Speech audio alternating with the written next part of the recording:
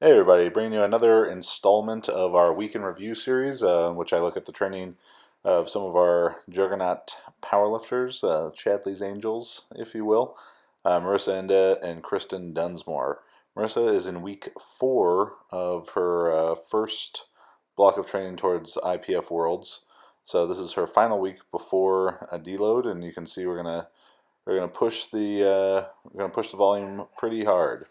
So here she is doing 110 kilos, 242 pounds in a high bar squat for 6 sets of 6. And then she moved on. Here's another angle at that where you can really focus on see her knee position. We're trying to keep the knee forward out of the hole, keep it in its most forward position for a bit out of the hole to best utilize the quads. Here, Kristen Dunsmore, who is in week 3 of her training as she prepares for the 5-bar showdown in July in Atlanta. Kristen is a little bit behind in the program compared to where Marisa is. So even though she has squatted more weight, they actually had the exact same workout today, 110 kilos, 6 sets of 6, high bar. Kristen still has some sets to add as she progresses, some sets and some weight to add. Again, really strong positions here, knee position, a lot of solid work from them. We also had some other visitors. Lizzy Picardi, you can find her on Instagram at Fresa Fuerte. That's a strong berry. She's very, very close to competing in California state championships. So this was more just a technical squat day for her. And then our friend Meg Squats was in town as well. Just kind of getting back into training from her world traveling. Other exercise they did on Monday would have been front squats, some split squats, and GHRs, so a lot of volume. Then moving on to Tuesday, the bench day. Here in the this week of the program for Marisa involves heavy squat and heavy bench, or rather pushing for PRs there with more straight across work in the deadlift. And she had 80 kilos on the bench press, which she ended up doing for 7 reps. We were shooting for 8, but didn't quite work out. Kind of just misgrooved the 7th and decided to rack it, which, in the grand scheme of things, that kind of maturity probably pays dividends. Here is Kristen with 82.5 kilos, 181 pounds for 8 reps. And Kristen's a 63 kilo class competitor in the USAPL, while Marisa is a 52 kilo class competitor. Kristen's a strong bencher. She's benched 204 in a meet. We ended up passing her third attempt on that meet where she had actually benched 220 in training. So looking for something pretty big for her coming up at this next meet. On to Wednesday. Real quick back on the bench press. As I said, this is their heavier week in regards to pushing for PRs. Or if you watch the April 3rd week in review video, they're just doing straight across sets. Here's Kristen working on some conventional deadlifting.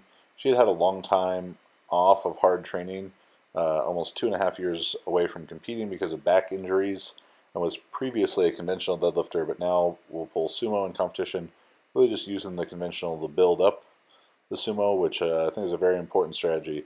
Not so much for conventional pullers to pull sumo. There's some variation for variation's sake and avoiding adaptive resistance that could be beneficial there.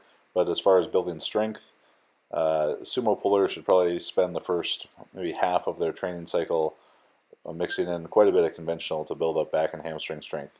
There, Marisa is on her lighter week in the deadlift, so she's doing block pulls, but significant volume, 300, 6 sets of 6. Like many conventional deadlifters, raising the bar on blocks actually makes the exercise more difficult for Marisa. I'm the same way with that, but a great way to overload the back.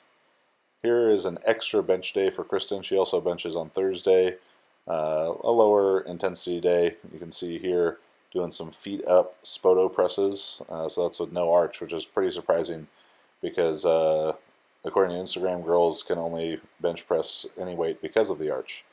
Here on Friday is a heavy squat day for both girls.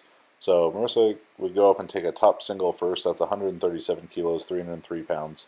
What we're doing with that is just every other week She'll take progressively heavier and heavier single, but we start out very conservative at 297, then 303, then maybe the next one will be 314.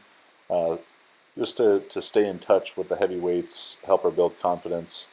Again, that's just every other week, building up to just one single, and then she comes down for a rep max as well on this, her heavier squat day, in our alternating, kind of undulating every other week scheme.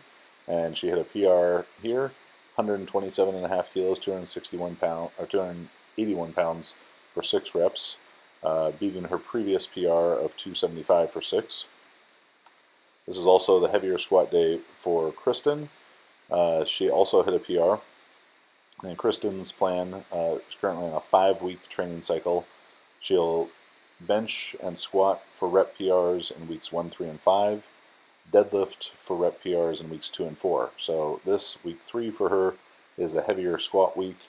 This is 135 kilograms, 297 pounds for 8 reps for a PR here.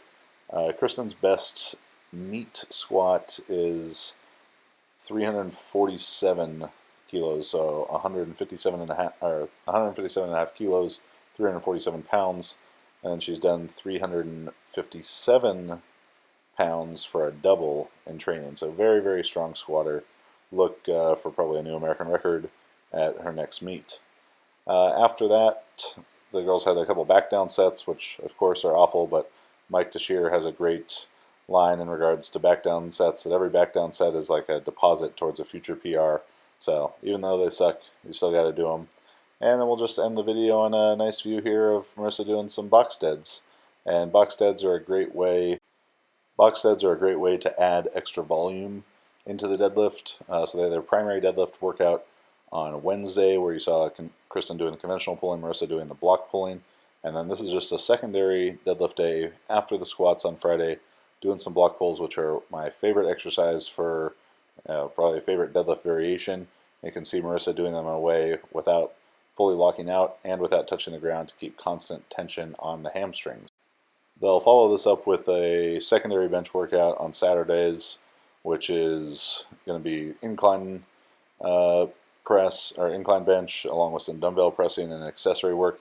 I promise we'll get a Saturday workout filmed at some point. I'm just trying to get these videos out on Saturday, and the day that this video will be released, we'll all be down in San Diego at the US Open. I'll be coaching Andy Huang and Kevin Torres, and then also having a booth down there. So yeah, it should be a great meet, and hopefully we'll have some exciting things to talk about after that. Beyond that, hopefully you're learning something from this series. Also check out the other video we just released, Marisa Inda program analysis, for a more in-depth overview of what we do with her programming.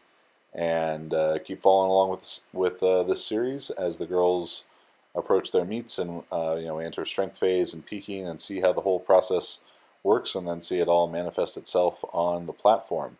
If you're interested in coaching, on Instagram you can check out @Juggernaut Online Coaching, all one word, or visit juggernautcoaching.com for more information. We have multiple levels of coaching available from myself, Marisa, Kristen Dunsmore, and Andy Huang, and a lot of people are getting strong. So if you like the video, subscribe to the channel. With the new Juggernaut online coaching programs, we've had a lot of questions about which program is right for you. So here's a quick synopsis of our 3 different levels of coaching.